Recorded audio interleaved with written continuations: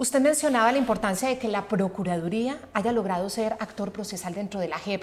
Nos consta el trabajo que hubo por parte del procurador Fernando Carrillo en ese momento para no dejarse, llamémoslo, sacar de esa jurisdicción especial para la paz. Es que toda la institucionalidad jurídica querían sacarla de la jurisdicción especial de paz. La Procuraduría que no hubiera fiscalía. Sí. Y entonces nombraron su propia unidad de investigación, sacaron a la fiscalía, que no hubiera procuraduría, que no hubiera ministerio público, que tuvieran sus propios jueces con una justicia distinta a la justicia ordinaria, sin que hubiera colisión de competencias, que ni siquiera se pudiera someter a tutela las decisiones de la Jurisdicción Especial de Paz. Todo eso quedó remontado. Entonces hay que obrar de acuerdo con las normas que aprobó el Congreso de la República en nombre de la sociedad colombiana. Pero digamos, la Fiscalía no logró ser actor procesal. Sí, así Por es. eso usted le hace esta solicitud al procurador para que sea el procurador el que impugne ya en esas calidades que tiene el Ministerio Público también dentro de la Justicia Especial para la Paz. ¿No cabría pensar en una reforma a la JEP con la nueva legislatura y, por ejemplo, volver a incluir otras instituciones como la suya, como la Fiscalía? Bueno, ahí es que aclimatar mucho más esta nueva institución. La Fiscalía está interesada en que funcione la Jurisdicción Especial de Paz. Este episodio es realmente lamentable y ojalá no hubiera ocurrido. Pero, por ejemplo, con el director de la Unidad de Investigación de la JEP, he entrado en contacto justamente para ver cómo podemos aprovechar de mejor manera las investigaciones que hizo la Fiscalía General de la Nación.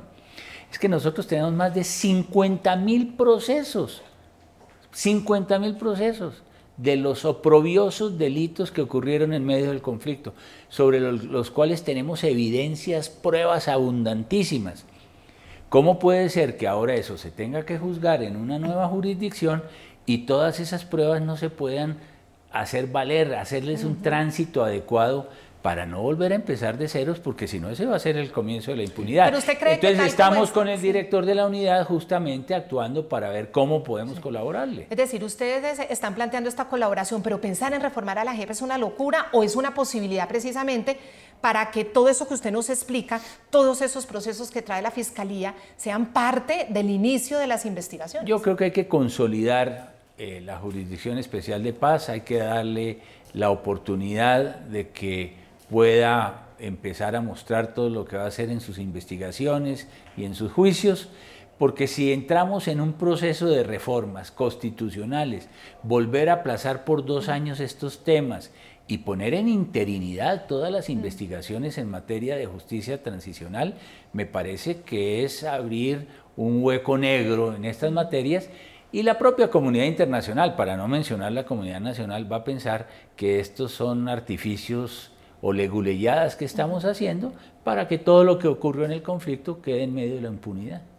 Fiscal, volvamos al tema de Santrich, al caso específico de Santrich y la decisión de la JEP. La JEP le ha pedido a usted que les haga llegar documentos que sustenten la medida de aseguramiento preventiva. ¿Usted tiene la obligación constitucional de hacerlo? ¿Lo va a hacer?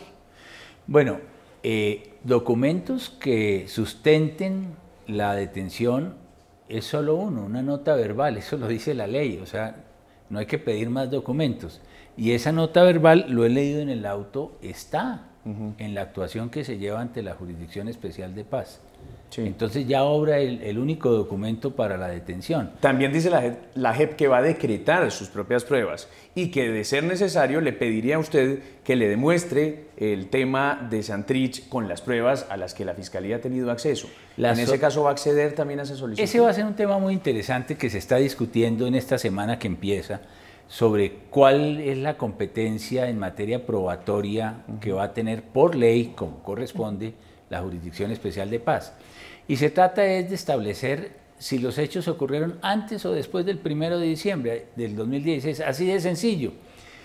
Pero el Estado requirente es el que tiene las pruebas. Nunca en un trámite de extradición en el país requerido se hace todo un acervo probatorio y se debaten pruebas en estas materias, porque justamente el juicio se lleva a cabo es en el país que soliciten extradición a un ciudadano. Así opera en el mundo entero, eso no es una cosa en Colombia en particular.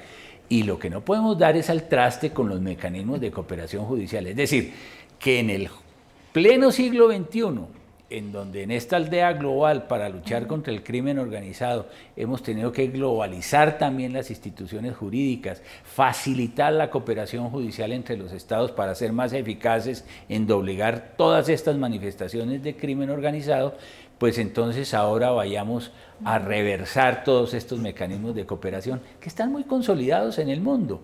Entonces, claro, si en el indictment del Estado requirente, en este caso de los Estados Unidos, si en las notas verbales aparecen las pruebas, las evidencias, esas son las evidencias que señalan si se están refiriendo a hechos anteriores o a posteriores.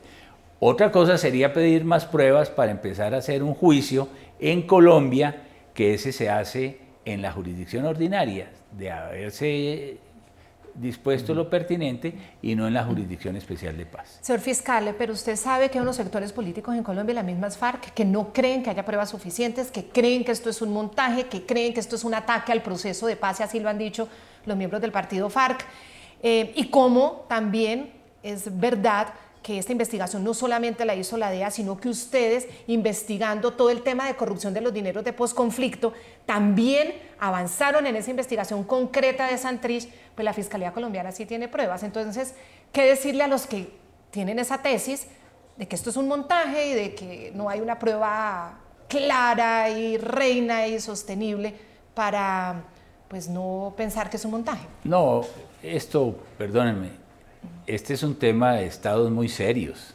Está Estados Unidos, está Colombia, esto no son juegos de niños.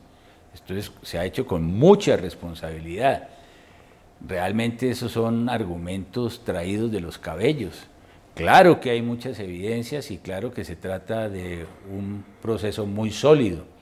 Y esas evidencias tendrán que presentarse en el juicio. En el mundo los procesos penales se desarrollan en los juicios, no en los medios de comunicación. Y lo que aspiran es a que se entreguen todas las evidencias. Pero mire, Claudia, para hacerlo muy breve, hubo entregas de la droga y de eso hay evidencias. Hubo entregas del dinero, de los 15 millones que se han convenido, hubo entrega de 5 millones de dólares en Miami y están las evidencias. Y están las evidencias de las reuniones que se llevaron a cabo aquí en la ciudad de Bogotá, de tal manera que este es un proceso lleno, tupio, dirían en Bogotá, de evidencias. Fiscal, con todo esto que usted nos ha dicho, ¿usted llegaría a la conclusión o podría decirle a los televidentes que la JEP se volvió una rueda suelta, una suprajusticia y que, como le preguntaba Claudia, llegó la hora o de ponerla en cintura o de reformarla? No, yo quiero ser optimista. Yo aspiro a que la jurisdicción reflexione sobre su papel histórico en este momento y que frente a los argumentos jurídicos, más no políticos, que les hemos presentado, vean la importancia que desde la primera hora se gobiernen por la Constitución y la ley. ¿Y qué pasa si no aceptan la impugnación de la Procuraduría, fiscal?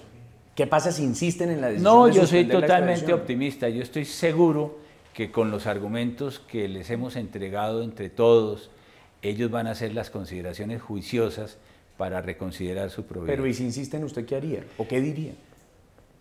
Como dice todo el mundo, no quiero trabajar en esa instancia porque no cabe realmente dentro de lo que yo pienso en este momento.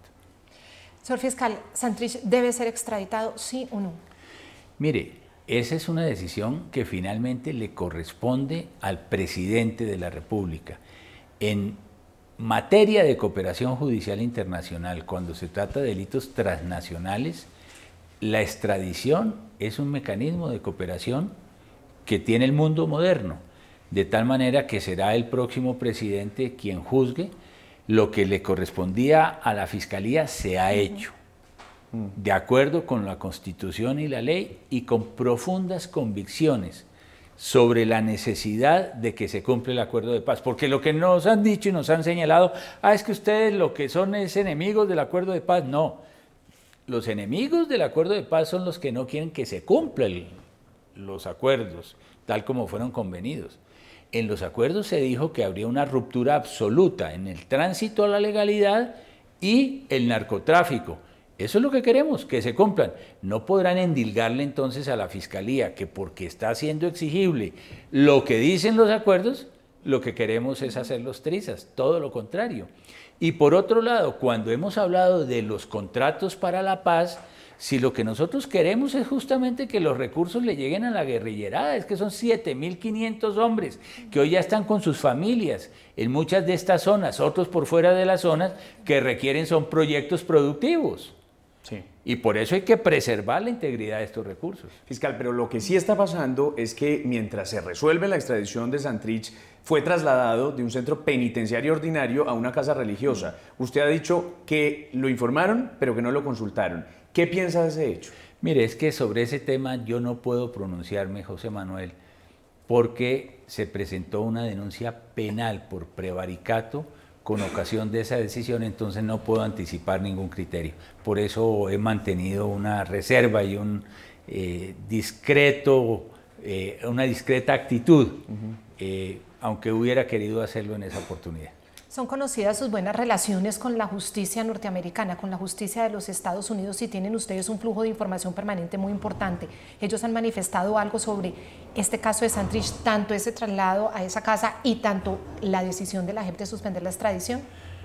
Bueno, el Departamento de Justicia ha seguido muy de cerca, la propia Embajada de los Estados Unidos, el Departamento de Estado, han seguido muy de cerca este proceso, y yo debo decir que con ocasión de la expedición del auto del pasado jueves por parte de la Jurisdicción Especial de Paz, pues realmente se encendieron las alarmas porque no tiene antecedentes una suspensión de un trámite de extradición en un aliado tan importante como es Colombia en esta lucha contra el crimen organizado.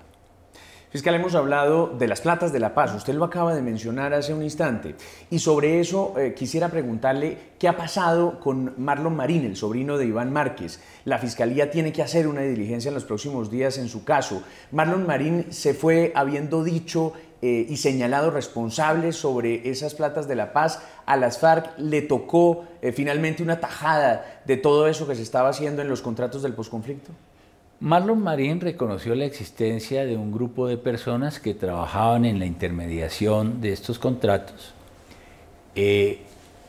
Logró antes de su viaje hacia los Estados Unidos identificar funcionarios públicos del orden municipal que formaban parte de estas tareas espurias, indebidas, ilegítimas, que tramitaban con ellos parte de estos contratos, y ofreció seguir colaborando con la justicia colombiana, y los fiscales que llevan este caso tienen ya prevista una audiencia para el próximo 28 de mayo, o sea, para la siguiente semana, el lunes de la siguiente semana, con el objeto de seguir avanzando en la investigación, que por cierto va ya muy adelantada, y yo espero que se cierre en este mismo mes de mayo en sus conclusiones más importantes. ¿Usted cree que va a tener decisiones antes de la segunda vuelta?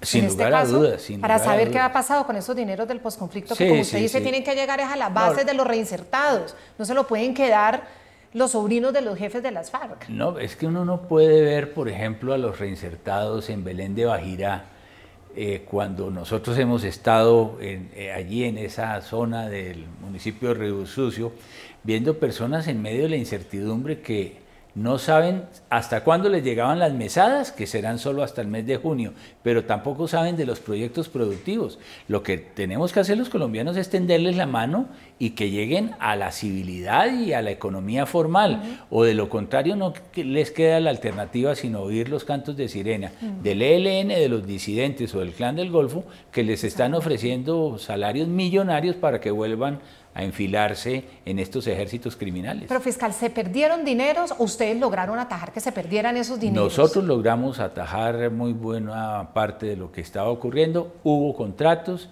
y hubo pagos que son verdaderas coimas, eso está evidenciado en las indagaciones. ¿De qué montos? Sí, ¿De qué montos? de acuerdo. No, por ahora permítanme decirles que sí hubo y en su momento vamos a establecerlo. O sea, se alcanzaron a robar dineros de la plata del posconflicto. Mire, es que la estructura que tenían y está en las grabaciones que conoció la opinión pública, el señor Marín inicialmente exigía el 5% del valor de los contratos, posteriormente se hablaba del 11-12% y se permitía, como en ese plato de corrupción tenían que comer varios, pues las empresas contratistas tenían que disponer cuando menos entre el 15 y el 20% del valor de los contratos para atender las demandas de funcionarios públicos, particularmente del orden regional, de los intermediarios de esta red de intermediarios, y entonces se quedaban unas platicas en bolsillos privados cuando esas platicas tenían que ir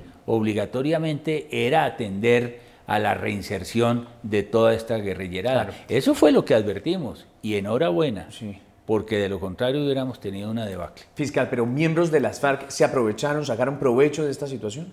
Bueno, yo no podría hacer señalamientos de esa naturaleza, pero el señor Marlon Marín, que formaba parte de ese entorno, ciertamente era quien coordinaba y dirigía ese proceso.